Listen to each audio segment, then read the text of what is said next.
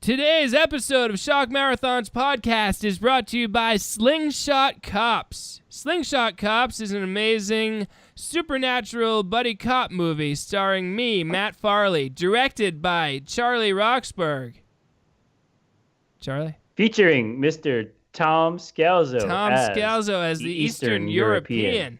And See Tom Scalzo in his most demanding role to date. It is currently streaming free for Amazon Prime members on Amazon Prime Video. So if you're an Amazon Prime member and you've been listening to our podcast and you want to support us in the simplest way, just watch the movie, Slingshot Cops, on Amazon Prime. If you're not a member, you can rent it for like $5 or buy it for $10. So please do all of those things.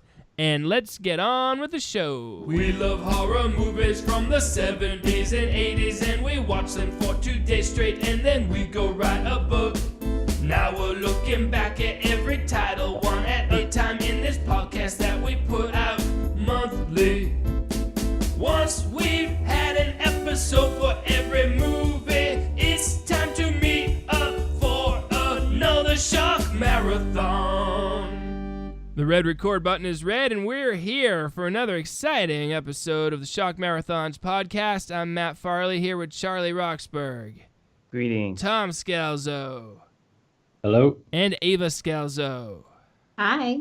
In the movie we're covering today, we know it mostly as The Dorm That Dripped Blood, which is a great title.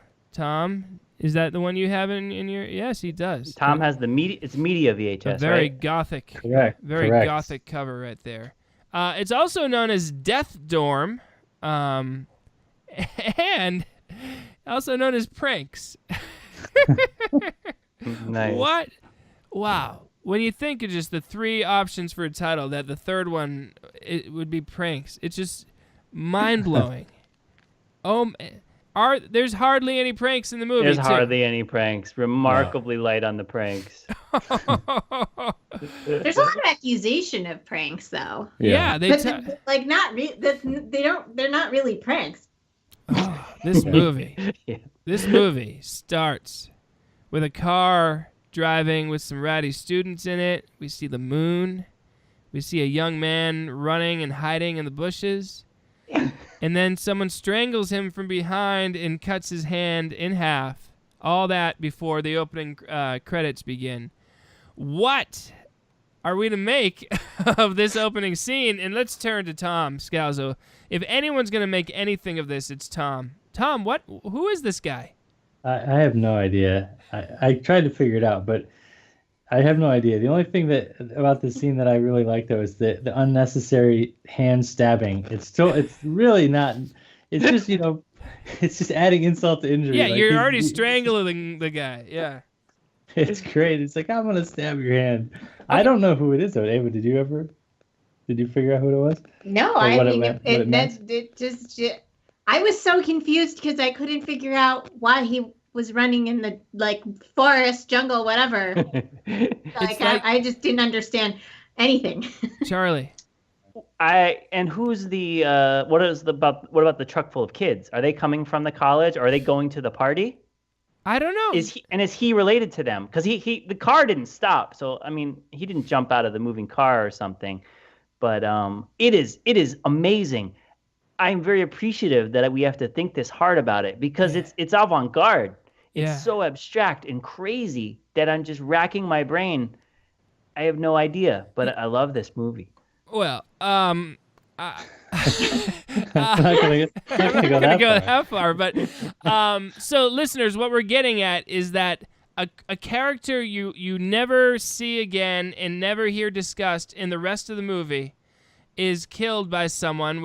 I guess we're assuming it's the killer, but we have no idea why, and it's never referred to. That's the opening minute of this movie. And even if you look in hindsight, you can't say that the motive of the killer would tie in with him at all. There's no explanation. So there you have it.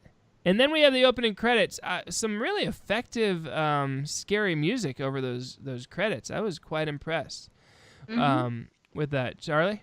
Yeah, I loved it, and Ava captured some of it, and that even helped remind me how good it was. Because I watched a YouTube They were calling it Death Dorm. It looks so much nicer having the Dorm that Drip Blood graphic there. Did it? Yeah, it didn't have the graphic with the building. No, my version didn't. That's sad.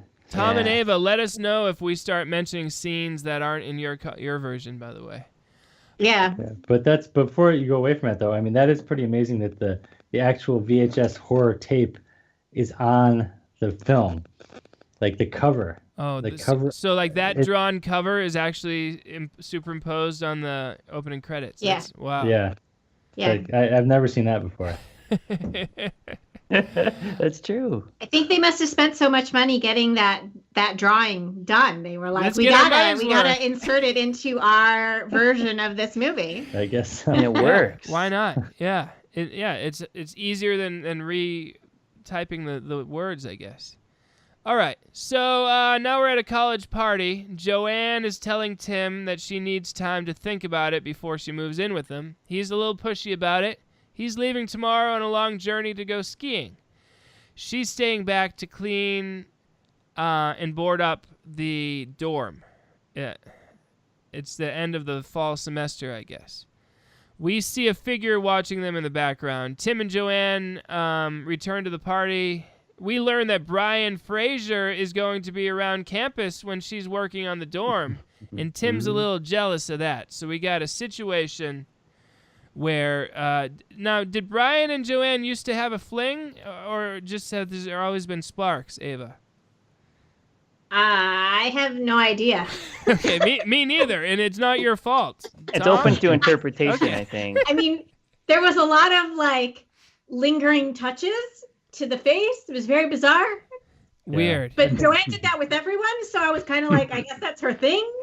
But then later, isn't the other girl suddenly revealing that she's into Brian, or did I misinterpret that? No, I didn't misinterpret it, No, John? she likes him too. I think. Okay.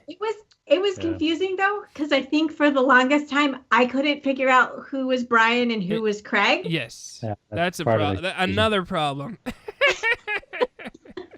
All right, so Tim's jealous. Can I share one bit of party I'd dialogue, love unless you you're to. going to? No.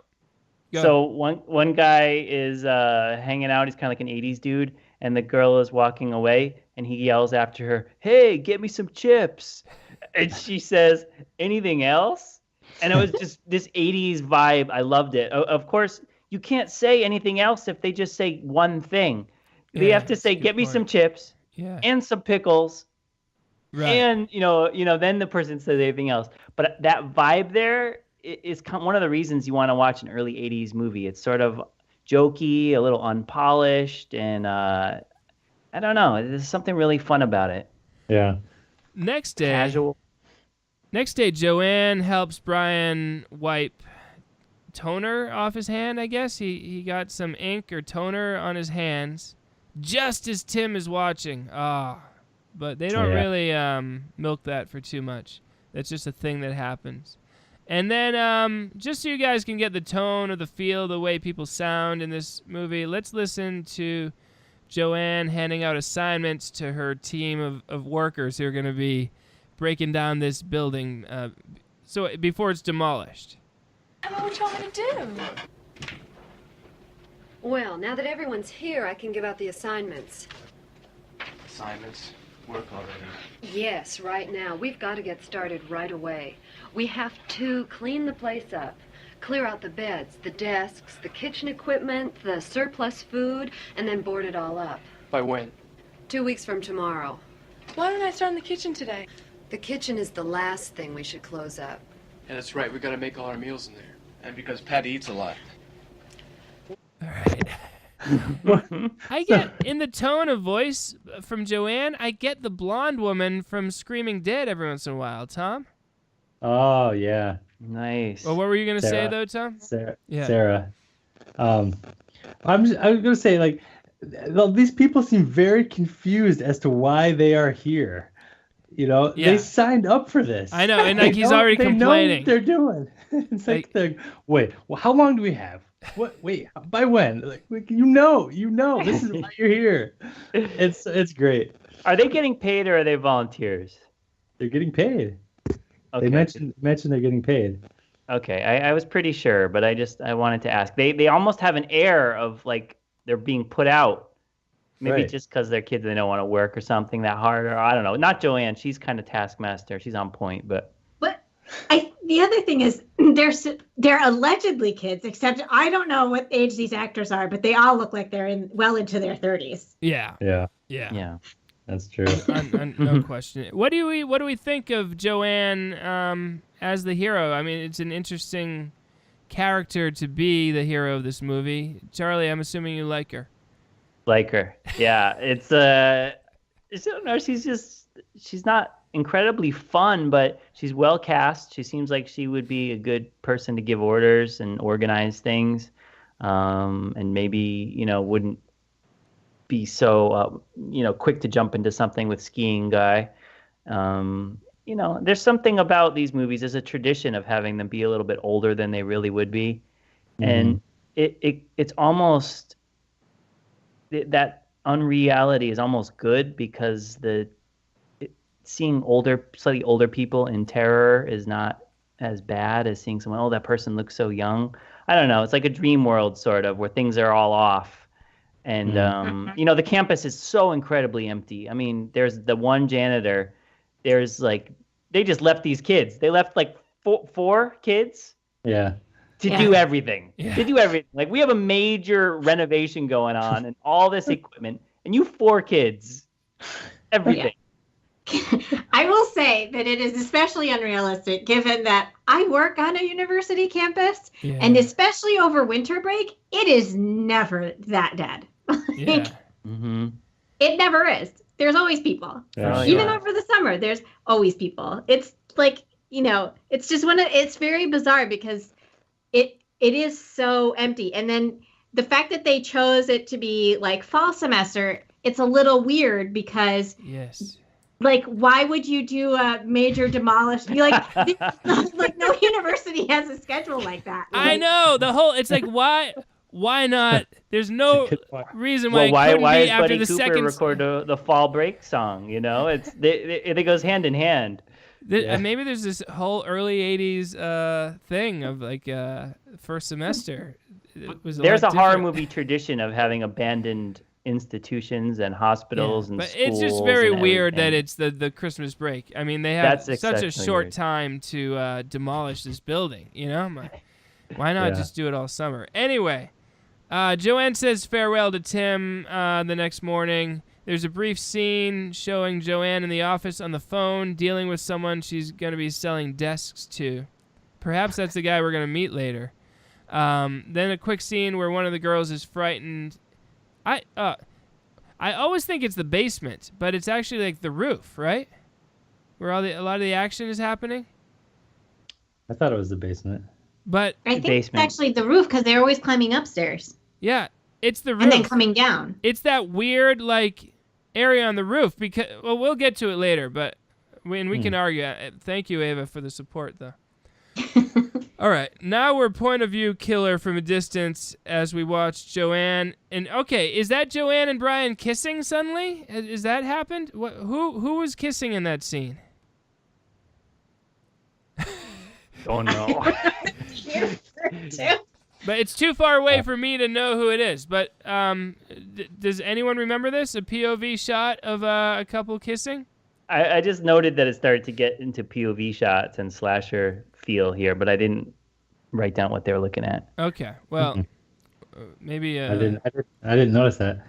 All right, Debbie comes by to say bye to Joanne. Debbie had promised to stay and help, but she has backed out. She apologizes. Joanne forgives her. Before leaving, Debbie goes to get the inventory list that she says she'll leave it in Joanne's mailbox. Again, it seems that she's going to the basement, but she's actually going to the roof. I'm pretty sure, because then when her parents honk the horn, she comes out and looks down from the top of the roof to see them. Good point. Good point. It's like a silo. It's like a free-standing tower thing. It's really weird. I don't understand what that thing is. It's some maintenance, some storage unit. But this whole scene where she is looking for this inventory list, she says to Joanne, "I know exactly where it is. I'm gonna go up and get it." And then she literally ransacks the entire place because she cannot find this thing. Yeah, it's ridiculous. It seems like super ham-fisted to just force this thing in. Like, okay, I got to go look around. And you could tell that Daphne Zuniga here, who I don't think we've given props to yet, but she's looking around in a way that it's like, okay, there's a paper up there, there's a paper there, and it's very actorly kind of, and just like, it doesn't feel very very natural, but I do like her presence here. She's awesome, and I enjoyed seeing her. Okay, now great moment though, really good moment is Debbie's parents in the car. Where Doris, that's Debbie's mom, says to the dad, "Why don't you go get her?" And he's like, "No." And then Doris gives it just a few seconds, and then she's like, "Well, I'll go get her." And he's like, "Okay, I'll do it." Just a great little moment between those two. It's like years of backstory in that one thing. So awesome. much going on there. As he's going up the stairs, he's hitting the head several times with a bat. Outside in the parking lot, the mom doesn't notice as the killer sneaks in and strangles her from behind. Debbie sees her dead dad on the stairs, runs down, finds her dead mom, faints, is dragged a bit by the bad guy, who then runs over her, collects the bodies, and drives away. Now, knowing what we know about the story, why? There's no reason. There's no. She's leaving. And I'll put a little bit of a spoiler, barely, but yes, the killer wants people to not be around so he could be with, he or she could be with his beloved. And these people are on their way out the door with the engine running. It's like those are the perfect people not to kill. Yeah. And people, no one seems to be looking for Debbie or her family, apparently, in the days that follow. There's no search party. There's, it's just, that's never referenced again. I guess we see their bodies later on, but wouldn't you have thought that there'd be some investigation into what happened to these people, Charlie? I would think so. And the timeline of the movie's a little funny. I guess it's a couple days. I guess. Is that what you guys were feeling? So it's not that long, but so much of the movie's at night as well, so it starts to like meld together sometimes. But I think it's a couple days. There's like a day when you see them outside doing stuff, then they make dinner, and then so it's not too long. I guess it's conceivable. But next morning we get to hear everyone's egg orders as Joanne prepares breakfast. Brian and Patty both want 2 scrambled. Craig wants one over easy, but not too well done, a little runny in the middle.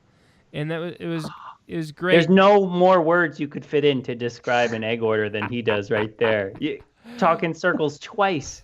But isn't over easy, that just means that you flipped it over and it's still runny? Because over hard is when it's like fully cooked. That's a good point. And so there's no reason for him to keep talking. If you ordered your eggs over easy, that's very clear. Yes, you're right. Are we trying to establish that Craig is a funny troublemaker, control freak? I guess Craig's the killer. Everybody, maybe that could be like that could have been like an egg prank. Like that's his version of an egg prank. Yeah, kind of like elaborate with the order. So, like Ava said, Craig and Brian are totally interchangeable, and it's so hard to know who these people are. Joanne because she's the main character, but then and then there's Patty. But I mean, they're not an enjoyable group of people. Charlie. No, but it's almost like they're so normal. They're so bland. There's this school of painting called the Mud and Gravy School where everything's in like browns and blacks, and that's like these people. It's just we're not gonna try too hard. We're not going to force it down your face. They aren't models. They're just like normal folk. All right. Yeah. A little more prankish than a little more forgettable maybe than your average, but Tom, I can dig it.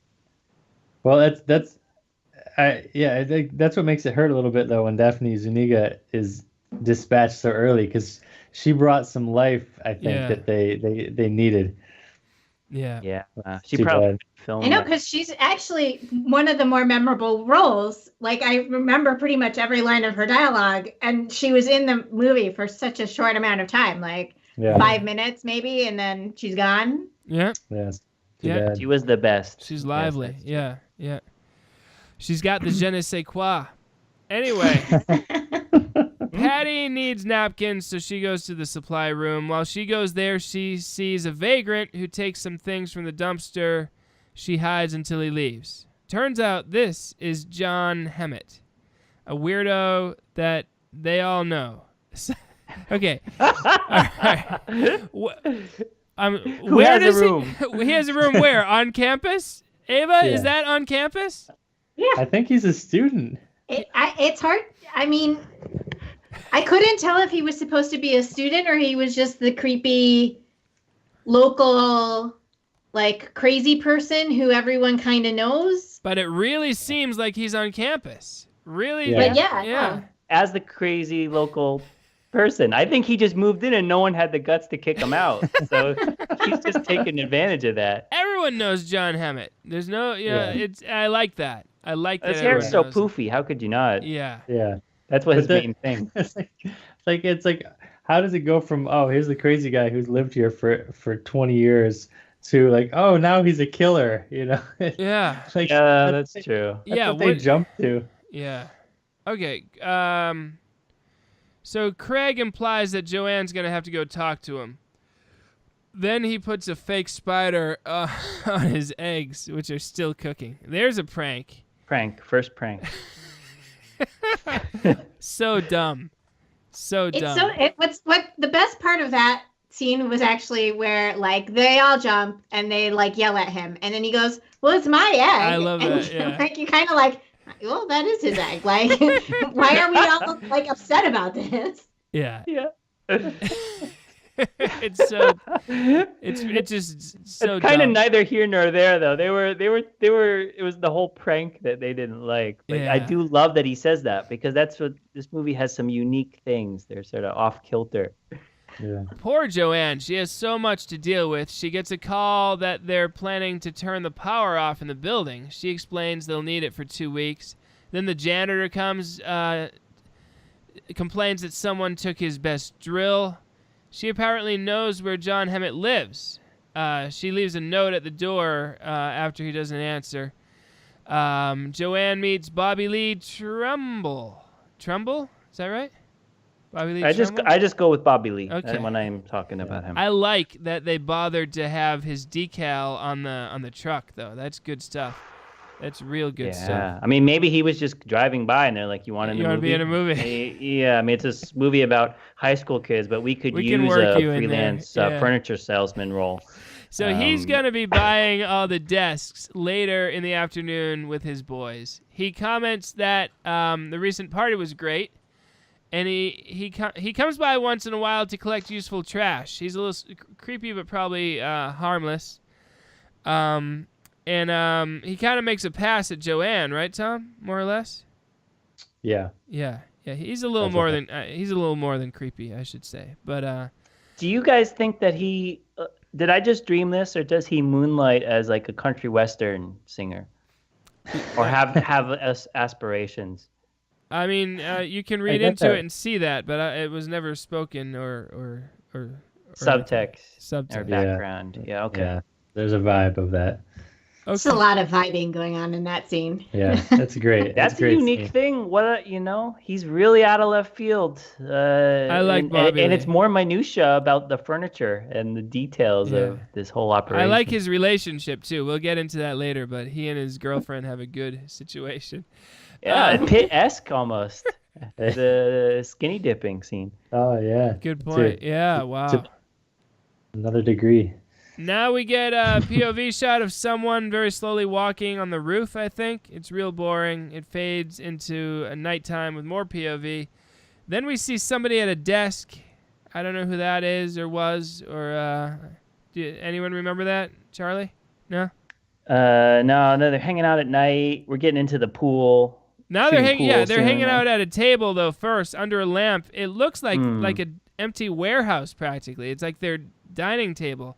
but maybe it's just because of the bad lighting or whatever. Now Patty and Brian are playing pool. Brian brags about how he got a good grade just by telling his professor he respected him. So that was some interesting stuff. Now let's listen as Joanne opens up to Brian about her relationship with Tim. It's just this thing with Tim. I've been thinking about it a lot lately.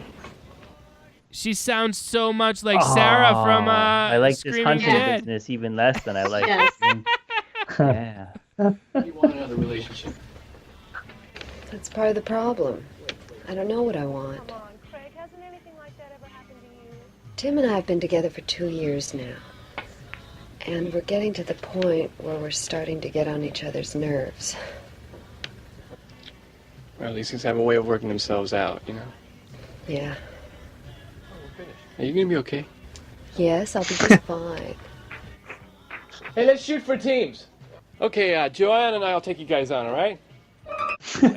Which is totally Or not super teams. Yeah, the opposite of shooting for teams. But I do enjoy listening to the the relationship talk. That's fun. Oh, it's great. It's almost I like love- more TV movie stuff, you know, the real character, the real emotion stuff. I could listen to that all Yeah. night. Good. Yeah, I really like I mean, it.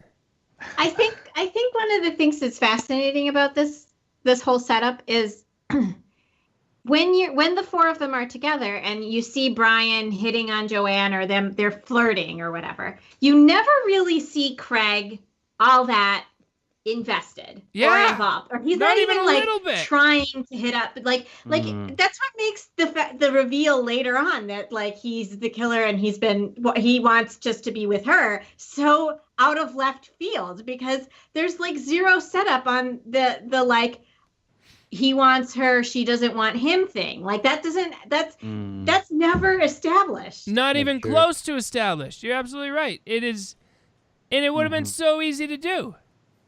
Yeah. Yes. And you could have played it off as just young person, jealousy or something. It wouldn't have been that much of a giveaway. Yeah, really weird that they didn't like the whole reason for what he's supposedly doing is never established. Wow, that's bold filmmaking. Like, let's wait till the end.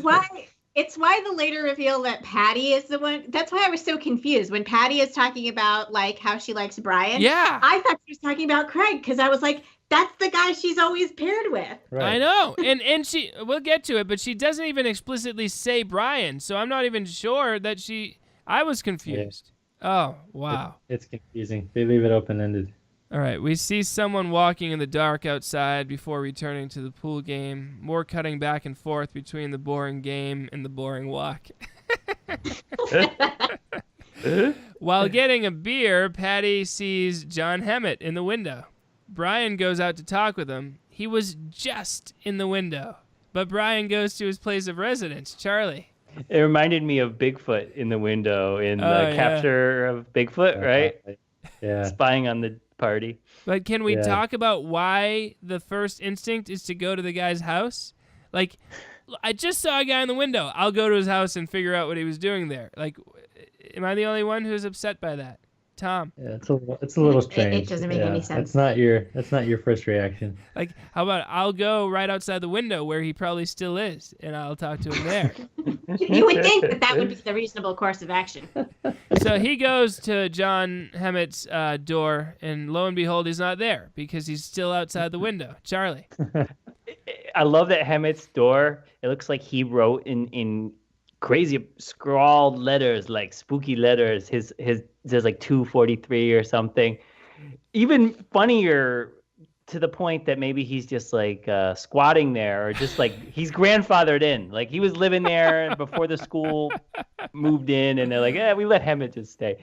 But it's so funny that he has his own spooky letters on the door. Yeah, so weird. Brian And you know what I was gonna say too? I'm so sorry, Fred. I should have raised my please. hand. No, I had a note here that I kind of like that this movie is so. It's even though it's kind of ripping off Friday the 13th, it is still sort of early in the whole slasher movies boom. Uh-huh. And it's not super self-aware. It's not really self-aware or that jokey. So they do say, like, let's go split up and look for Hemet, or, something like that. It doesn't feel necessarily like they're aping those other movies. It just feels like that's what these innocent young filmmakers thought what you do to get spookiness. Yeah, I like that. Yeah, it's a good point. It's innocent.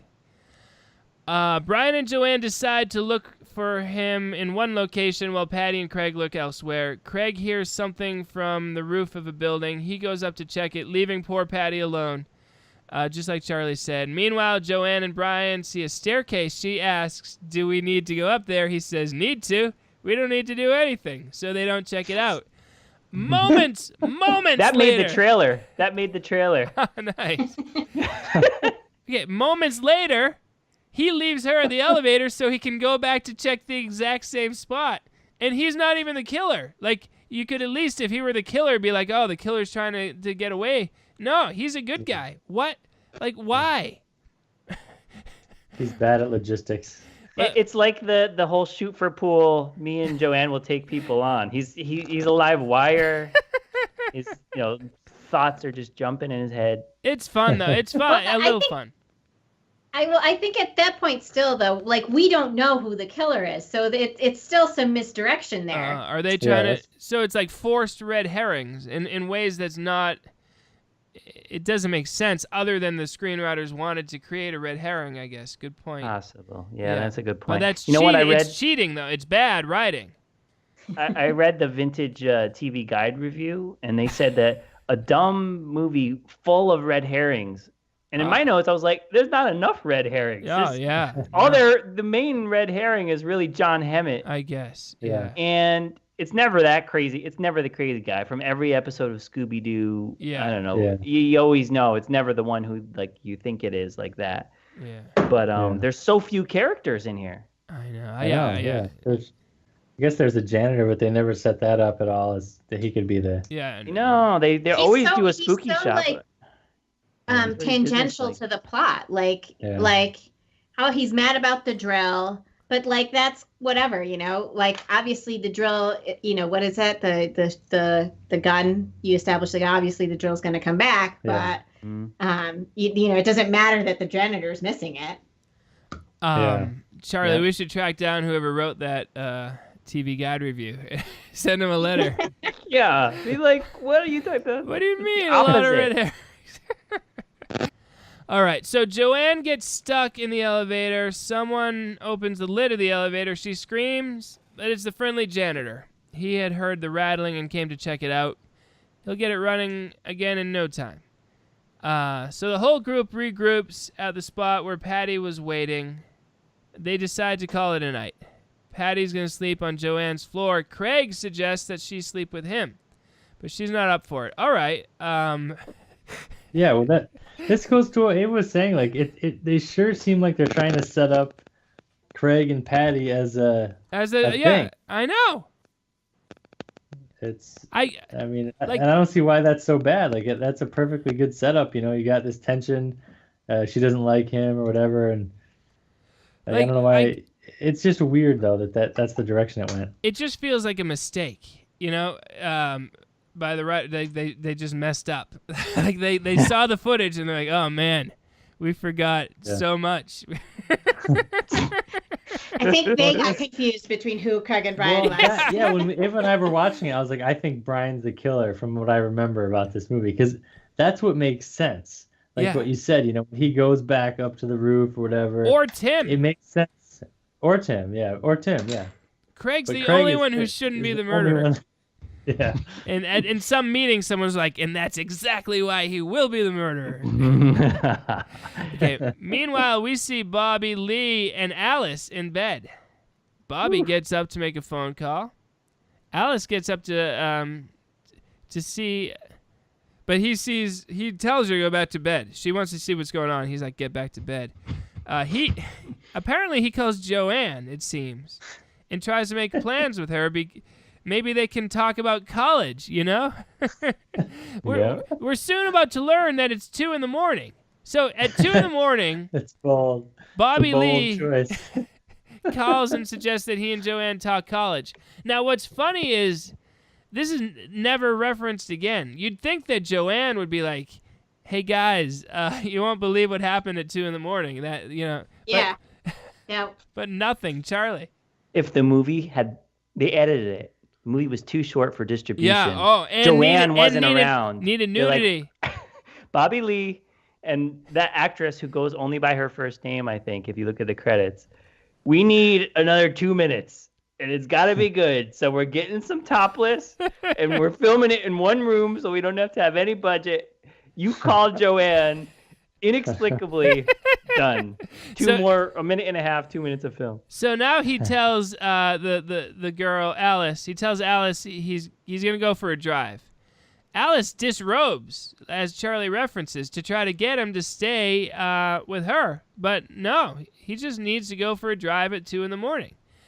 So what a scene. What an unnecessary scene. Wow. It's crazy. Yeah, it's amazing. He's a cad, but he's likable. With a heart of gold. He's rough around the edges, Yeah. but he's got a certain, he's cavalier, he's manly. He's he's a handful, but he's a good character. He's unique like the movie. Yeah. He's not that well thought out. These are great quotes coming from Charlie here. I like all of those. Sorry. I don't know what I'm saying. Now he's good though. He's very memorable. Now the janitor is shaving while listening to the radio. The killer uses the drill on him, right in the head. So he's dead. Next day, Craig and Brian are dumping some things when they see John Hemmett. Hemmett doesn't stop walking as they come after him and warn him not to hang around anymore. Brian gets mad at Craig, telling him to lay off poor John. He probably got the message. Frankly, I didn't like Brian. If you really think that Hemmett is like peering in your windows, Craig wasn't that over the top, Tom. Yeah. Well, this is again the evidence of that scene points to Brian being the killer, right? He's like, oh, lay off him. Like it's not that bad. Like it's like he wants to establish that Hemmett could be the killer, but he doesn't want to push it too far because he knows that he's really not, and he doesn't want it to be revealed. Like it's all logical for a killer to do what Brian does, but he's not the killer, so then it doesn't make any sense. No, he's just a nice guy who likes to hit on Joanne, who is really helpful. I have to say, the scene where the janitor gets killed, I also had a hard time distinguishing the janitor from Brian. Yeah, I wasn't sure who he was for a while. Yeah. In the elevator scene, I didn't know I knew that Brian had left, and then when he came back, I was very confused. I thought that he had come back, and it was a while before I realized it was someone else. And then I couldn't tell who it was. Like, I knew it wasn't Craig, but I was like, who is this character? I was like, I spent a lot of the movie being confused by these characters, because, like, the characters who were not the core, like, 4 kids, and even, like, I had a hard time distinguishing between them, Anne and Craig, but, like, the further out you got, the more confused I was. I was like, wait, who is this again? Yeah. Well, art can be challenging.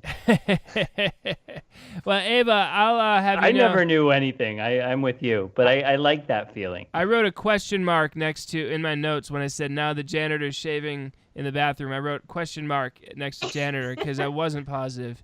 And it's a total it's just a total sign that they're not introducing these characters well and not making any of them stand out, And as much as we like inept filmmaking, I don't like it that inept, so inept that I'm that confused, I guess in a grand scheme it's a little funny if you think about it long enough, but mostly it's just maddening because you're like, who are these people? Who are these people? But I guess they needed Daphne for the whole movie. That would have solved a lot. They established it early, though. They're like, look, we're going to confuse you from the start. Here's a character you've never seen before and will never see again, and let's watch his hand get cut out. All right, now we're at the mailroom, and it feels like the campus is so desolate that there wouldn't even be, the mailroom would be closed, it feels. But I'll let it go, I guess. Charlie, did you get that feel? Totally, yes. And is it Patty there who gets the postcard? Yeah. So she reads a bit from the back of the postcard that goes on for about 45 seconds. I didn't do this yet, but I have a couple blank postcards over with our stationery. I'm going to transcribe her dialogue onto a postcard, standard U.S. postcard, and see if it fits. That's a great And I'll get back to you guys. All right, folks, stay tuned. And maybe in a previous upcoming episode, Charlie will let us know how that little experiment goes. In the meantime, here we are in the mailroom. Long letter. It's a postcard Patty's receiving from her parents where they tell her that her old boyfriend had called. Which just seems like a weird, like, oh, Patty got a call. All right, quick, let's send her a postcard. It just, I don't know. You know, communication was different that many years ago. But you would think that they would then just call her and say, hey, your old boyfriend's calling. But anyway, Patty confesses to Joanne that she likes Brian. All right, this is the moment. And in the notes I write, I think she's saying she likes Brian. Joanne, because then Joanne says, don't worry, I won't tell Brian. Now, okay, this could but be... Joanne is the one who brings him up. Yes, so she says, I like someone else.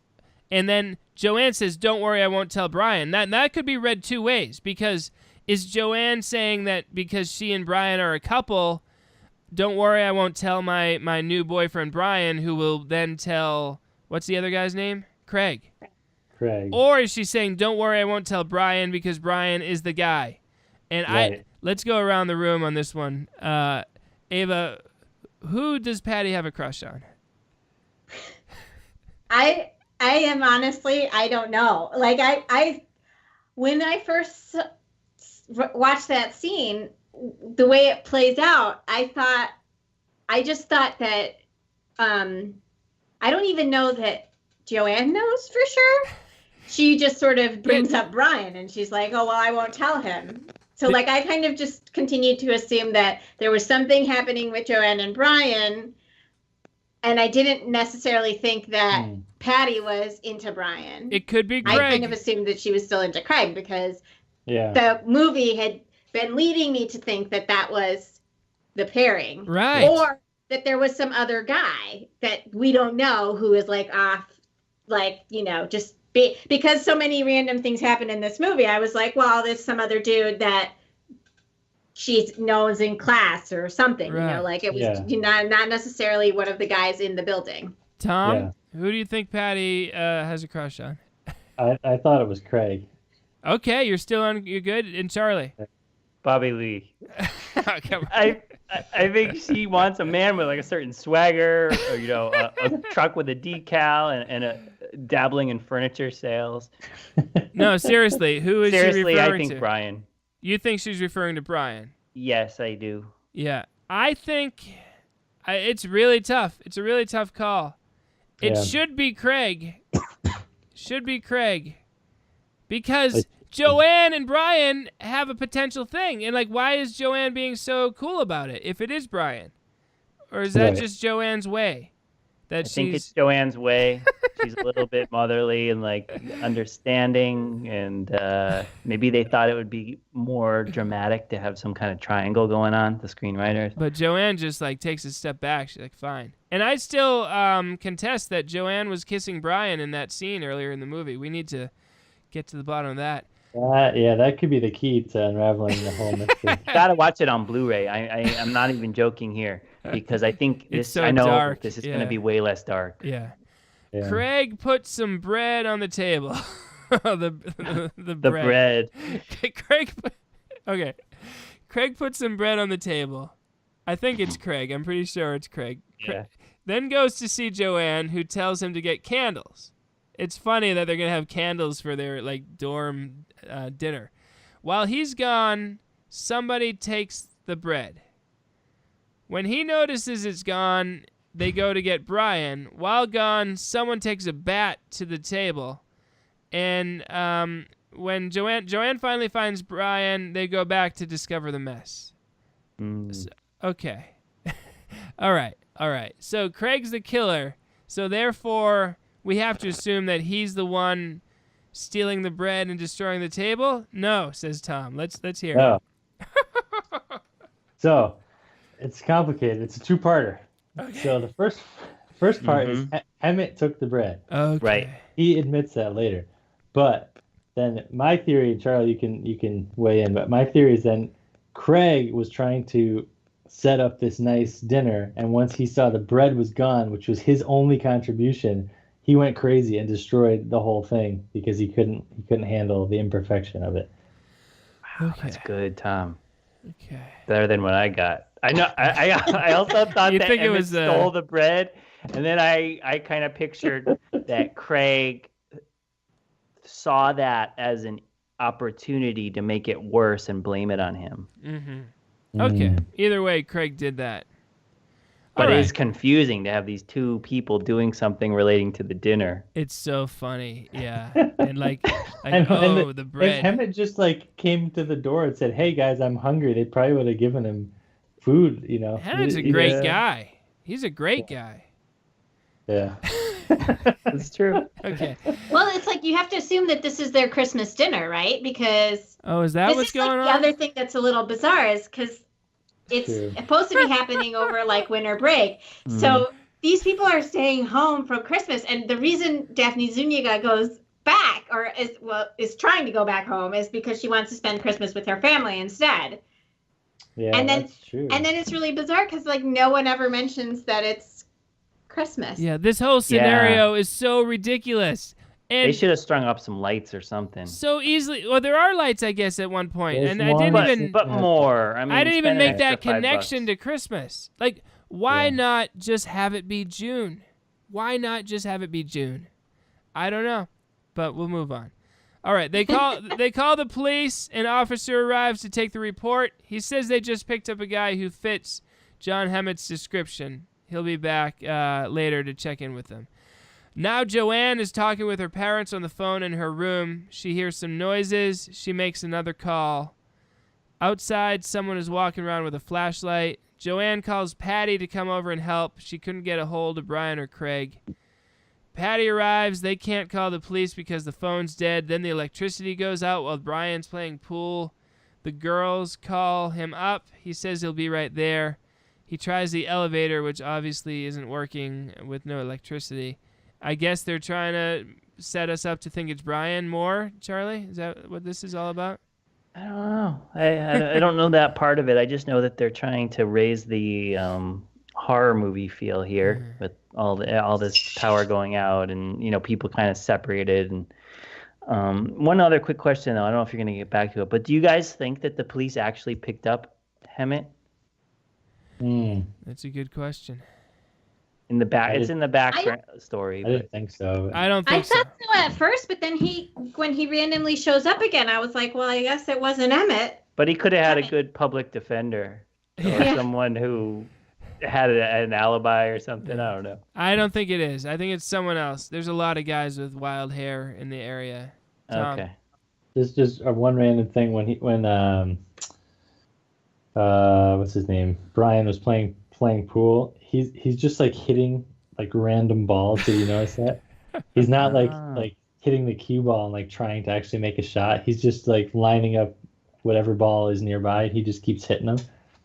I guess that's a way to practice, but it bothered me.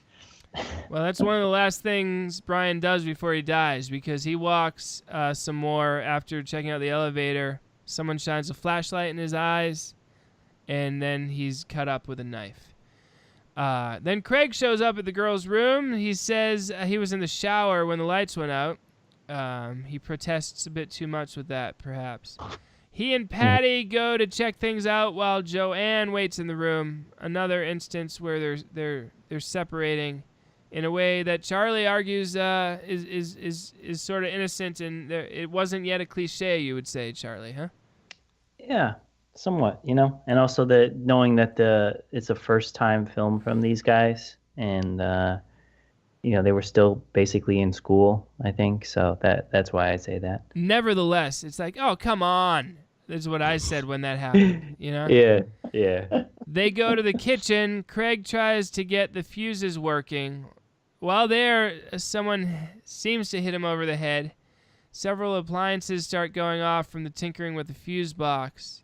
Was he doing a bit of a prank with the fuses before the trouble started, too? Was he messing with her? Could that count as a prank? No? Okay. Possible. Okay. Patty announces, because she announces it's not funny anymore. You know? Yeah. Yeah. I guess that's true.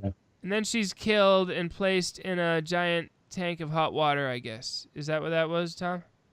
It's like a Yeah, I pressure think cooker so. thing. Okay. But yeah, and Ava made the point that at one point, like, she like sticks her hand out to like try to like escape. Yeah. But she doesn't scream or anything. She just like She's passed out, and he drops her into this pot of hot water. She doesn't move, she doesn't flinch, she's not fighting, she's not struggling, so she's clearly supposed to be passed out.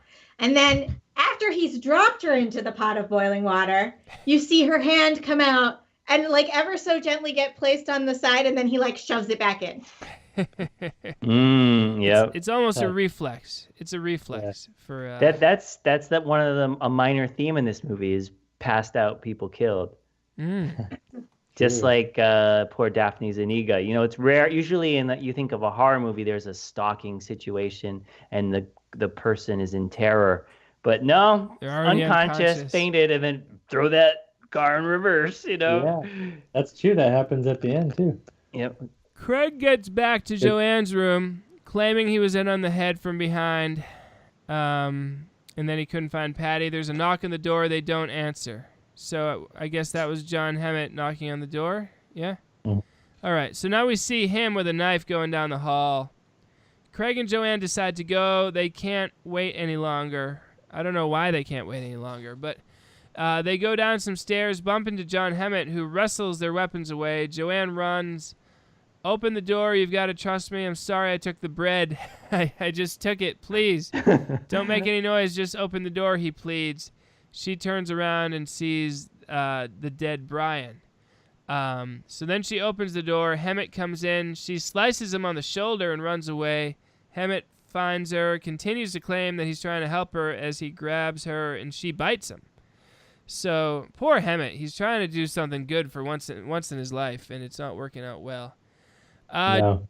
Joanne finds Craig. They sneak around together. They come up with a plan to get John Hammett. She's going to lure him toward her. It works. Now Craig and John are in an epic battle against one another, and Craig seems to win. Craig then explains to her that he was the killer all along. He seems to think Joanne will be happy about this, but she pushes him away and runs away. There's a boring chase scene. Craig makes a few snide quips. Craig catches her, shows her Patty's dead body. He's acting all crazy. He explains he had to kill Brian because of the sparks between Joanne and Brian. It picks up a little life here.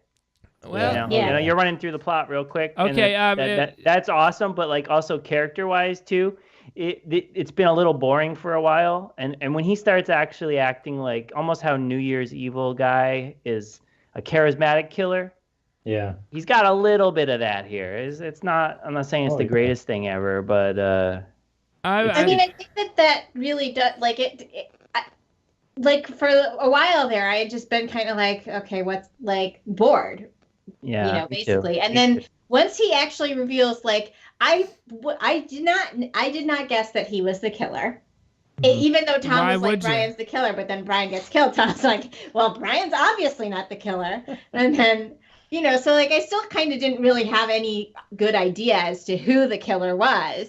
Yeah. So I was surprised, and it was kind of like, to me, it was interesting that, like, to have the killer be like, oh, yeah, I killed all these people, and this is why, you know, like, you don't usually get this, like, one-on-one time with the killer telling you, like, exactly why he's done everything, and, like, you know, it's just kind of, it was good. Like, it felt a little, you know, it was like different. Yeah, that's refreshing. That is a little bit refreshing, for sure. In general, though, once it gets into the epic climax, I start losing interest. I would rather have heard more of Joanne talking about her relationship with Tim, you know, frankly. If that had run an extra 10 minutes and you'd cut 10 minutes off the chase scene, I'd be a happy viewer. But I agree with you. Slow me down though when I'm going too fast. So then he shows her Debbie's dead body and Debbie's parents. No one's been looking for them. As he continues to try and show off all the bodies, she locks them in the freezer, Shining style, I would say. Just in time, Bobby Lee comes by to check out the dumpster. Okay, I gotta chime in very quickly. So this is the same night when Bobby Lee went out for the drive. Yes. Is it? No, Yes. no. It isn't. Okay, so this is. It is. Okay, so no, it isn't. Okay. I think It is. Okay, I keep think talking. it- I'm gonna look at my. I'm not notes. sure, but if it is, then it's established that it's the same night. If it isn't, it's at least established that he likes to go out for random night drives. But I feel like the screenwriters, like, who's going to show up at the end here? Like, well, Bobby Lee. Well, why is Bobby Lee going to be at the school in the middle of the night? Like, well, we'll have him call, and he won't want to have relations with a woman, so he goes out for a night drive. Yeah. It's not the same night. I'm looking at my notes because we see Craig and Brian dumping things the next day and following John Hammett after the scene out in the sun. Yeah. So it's another night, but it's just hilarious. But it's been established that that's a thing he does. Yeah. It establishes that he mills around and just goes for night drives because it's even with it established, it's a little jarring to see staring down the grate above is this guy. I love Bobby Lee. He's a great guy. He should have been nominated for an award. All right. He hears some screaming. Meanwhile, Joanne apologizes to Craig, which calms him down a bit. But then Bobby Lee shows up, causing a racket and setting Craig off. So then the police arrive. Meanwhile, Craig has Joanne gagged, but she's still whimpering, so he bangs her head against the wall gently and she passes out. Next, Craig gets into a wrestling match with Bobby Lee. The police arrive. Craig tells them Bobby Lee is the murderer. They tell him to turn around slowly. And then Craig does a move to cause Bobby Lee to flinch, and that makes the police shoot Bobby Lee. That's a pretty cool scenario where how Craig's setting it up to get away with this whole thing. Craig talks the cop. He's very evil there. Mastermind evil kind of guy. Yeah. He talks the cops out of taking him with them as they go for help. He waits there prepared to kill Joanne so he can get away, I presume. He cradles her in his arms and carries her, and let's listen to him explain that he has to kill her. You can't hear me. But, I've got to do this. It won't cause you any pain. Nothing like the pain you've caused me.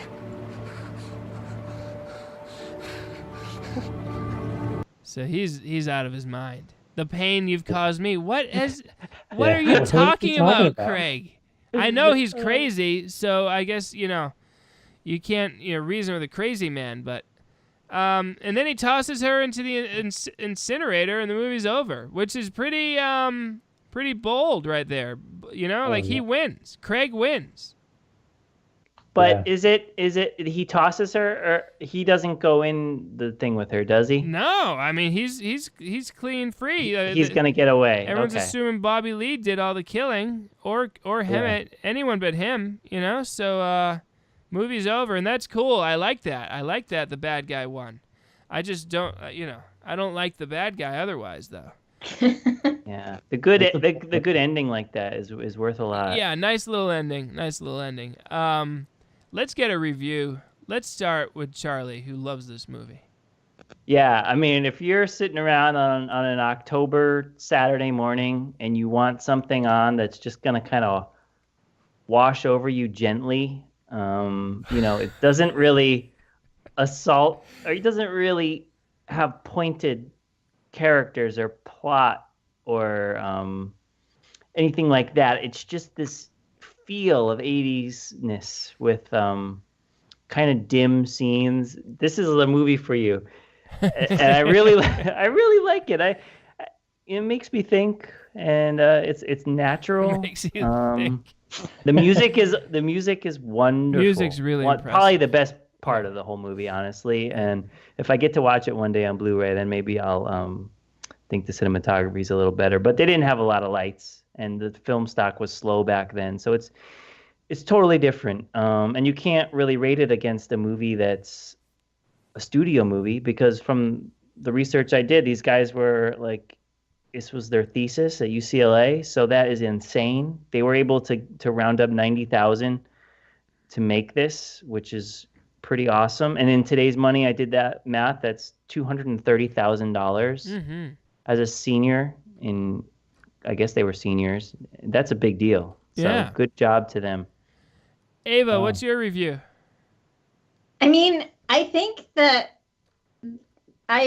what I liked was that it was so bleak and so dark. Like this is not your, it's not like the Mutilator, which is another like college themed fall break-ish type movie where, like there's still like at least a sliver of hope at the end. Like this is the bad guy wins. Like he outsmarts everyone. And I kind of like that. Like that ending redeemed the movie for me in many ways, because like the characters were so uninteresting for so long. And then to have that kind of twist come in and then have him actually get away with it, I was like, yeah, all right, that works. Yeah, you know what's interesting is that they had to think it through to figure out all that, like how he could set it up so that the other people look guilty. And they did it successfully in a way that they did not successfully explain why he's killing people in the first place, It's like they had the foresight to figure out that part of it, but not so much what came before. My review is that I don't love it. I don't love it. There's too much inside, too much in this rooftop basement. It's like a basement on the roof somehow, like it's just all like the sound of like machines running and steam and but you're always anti-basement on a roof movies. this is a thing. Anytime, yeah. I mean, I liked. There's a few moments I like, specifically when she's talking about her relationship with Tim, and the guy, the handyman guy. What's his name? Bobby Lee. Bobby Lee. Mm-hmm. Yeah, Bobby Lee's pretty cool. There's some moments, but overall, it's just that this like kind of like grimy, dark feel to everything that just doesn't do it for me. And you can tell when I'm reading the plot that how uninterested I am as I'm racing through like the what some people consider the most interesting part. But it doesn't do it. It's just dark. Charlie, and then after Charlie, Tom, give us your review. Not that many good quotes. Did you notice? Usually you're excited to play all the good quotes. There aren't that many in this one. Tom, your review. Yeah, I mean, I really liked the last like 15 minutes or so when the plot picked up, and like you said, they had all that explanation as to how Craig is setting it up so he won't, get taken down for any of this, and he's going to get away with it. But yeah, I just wish the earlier parts were more like an actual college campus and a college dorm. And it just feels like this industrial wasteland. Yes. Like there's no like hallway. Like I think of dorm, I think of a hallway like with a lot of rooms, Yeah. And like that could have been, a good scene, but it's not. It's all stairs. It's just dark corridors and but not like it doesn't feel like a college campus ever. Mm-hmm. And that's disappointing. And I wish the characters were a little bit more fun, like Fall Break, like or Mutilator. And those guys, like, and even Curse of Screaming Dead, like those characters are just more memorable from the first second. These guys are all kind of boring. Even the lead, she does a good job, but her character is boring. Yeah, but we should consider doing the Mutilator next month, with Fall arriving next month too. Oh, yeah. It's on Blu-ray available. Nice. Let's make that happen. And so it's 1982. You like that part about it, huh, Charlie?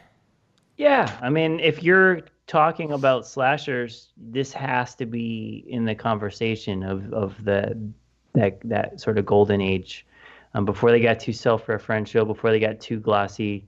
There's just something about it. There's a can-do spirit about it, even though it does feel like it's the abandoned power plant next to the dump that drip blood. Yes. Rather than the dorm that drip blood. But it's an interesting little movie, and it's I think it actually has high rewatch value because it's so confusing that you kind of hope maybe I'll understand it more. Maybe this time it'll make sense. I know. I wanna go rewatch and see if I can figure out who was kissing.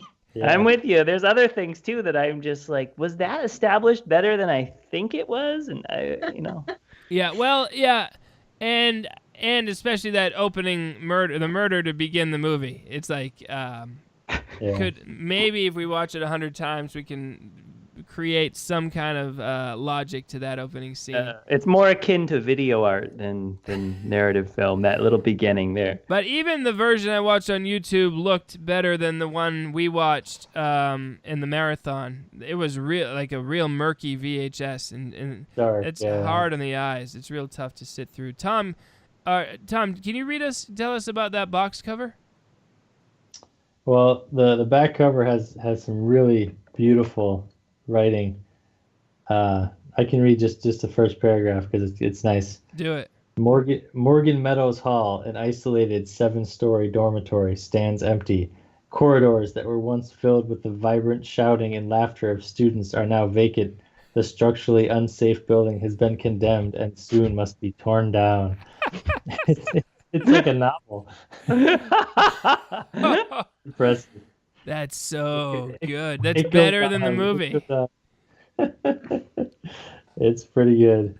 Yeah, structurally unsound. Was that phrase in there? Am I right? Structurally unsafe building has been condemned. That is not allowed to be in your synopsis to entice the renter. Oh yeah, I know. Like, ooh, this movie features a structurally unsafe building. Honey, let's rent this one. Charlie, do you have some info from the book? This is from our first book, so it's the shortest reviews. Interesting thing is that it did not get nominated for anything. No, that's not uninteresting. I mean, that's interesting, but not surprising. It's a very forgettable movie. Yeah, okay. It's kind of a middling movie, but in one, you would think maybe one of the categories, and I guess that's further proof that it's just very, very middle of the pack. But you are watching 21 movies? Yeah, that was 21 movies exactly. But yeah, so I guess you're right. I mean, I guess it doesn't have any character that we loved a lot, and it didn't have any scene that we particularly loved a lot. So it just didn't get anything. And even as a villain, okay, it's kind of cool that Craig outsmarts everyone, but he's not a very interesting bad guy. Yeah. Not at all. Not at all. Yeah. Yeah, so I'll give him points for that. For the ending, it is pretty cool how they let him get away with it and unexpected. So that's pretty cool. But there's still a lot of questions. And I have to say, my favorite part of the movie is the title. Yeah. The dorm that dripped blood. That just sounds so. It's not what you get, but it's a great title. It's misleading, but great. Charlie. One quick thing I saw in the credits that Darren Star is listed. Oh, really? And as a big fan of 90210, you could see Tom perk up, of course, and Daphne Zuniga, right, of 90210 fame. 90210 basically exists because of this movie. Wow. Because you've got Darren Star doing one of his first things, meeting Daphne Zuniga, saying, one day we're going to work together again. And the rest is television history. She was in 90210? I didn't even... Who is she? Right, Tom? I think so. I'm not sure. Wasn't she on Melrose Place? Oh, Melrose Place. Okay. Darren Star involved in that, too? I think so. Okay. I'm not as familiar with Melrose Place. Darren Star did she was on Melrose Place. Okay. And But finally, I thought she was on Baywatch, but I'm not now. I'm all confused. No, So she was on Melrose Place for 111 episodes. good for her. See, there you go. Let's interview. We should track her down for an interview about her experience. I bet she'd like to talk about it. Yeah. All right. Just one last quote from the box cover. I don't want to read the whole thing because it's lengthy, but there's another quote that says, "The high-pitched staccato of slaying."